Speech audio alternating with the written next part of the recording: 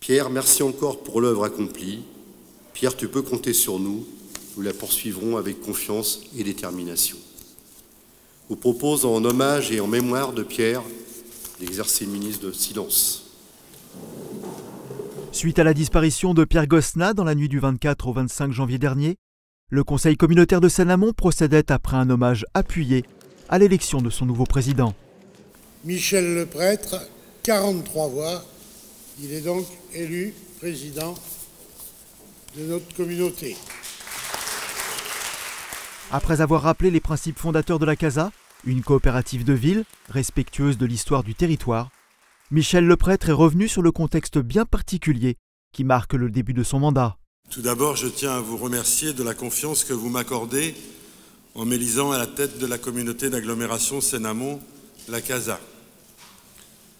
Le seul fait de succéder à Daniel Davis et Pierre Gosselin, bien évidemment, montre l'importance de la tâche. C'est dans ce contexte que la communauté d'agglomération poursuivra ses projets, notamment son projet de territoire, et portera l'idée d'une autre métropole. Les maires de nos 3 communes, ainsi que le bureau communautaire et notre conseil communautaire, ont toujours affirmé que la communauté d'agglomération Seine-Amont était ouverte aux communes limitrophes avec qui elle partage souvent une histoire commune.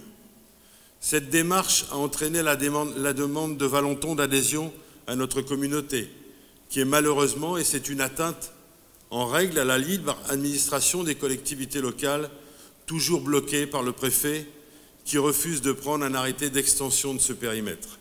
Mais vous le savez, nous sommes têtus. Françoise Beau, maire de Valenton, participe depuis l'été dernier à la conférence des maires de la communauté d'agglomération Seine-Amont, et bien évidemment, la commune de Valenton est associée à toutes les constructions communautaires, projets de territoire ou encore contrats de ville. Sur ces enjeux d'élargissement, les évolutions à venir relatives à la métropole du Grand Paris sont particulièrement inquiétantes. En effet, à 11 mois de l'entrée en vigueur de la métropole du Grand Paris, nous ne connaissons toujours pas les périmètres des futurs territoires, ni le statut juridique des établissements publics territoriaux, ainsi que leur organisation financière et fiscale. Les mois à venir sont donc décisifs pour nos communes, notre communauté d'agglomération, le territoire et ses habitants.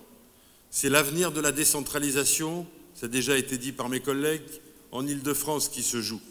En tant que président de la CASA, je vais donc agir sur plusieurs fronts pour porter la voix avec vous d'une métropole solidaire, polycentrique, soucieuse de permettre aux élus de terrain de pouvoir conserver la maîtrise des politiques publiques de proximité.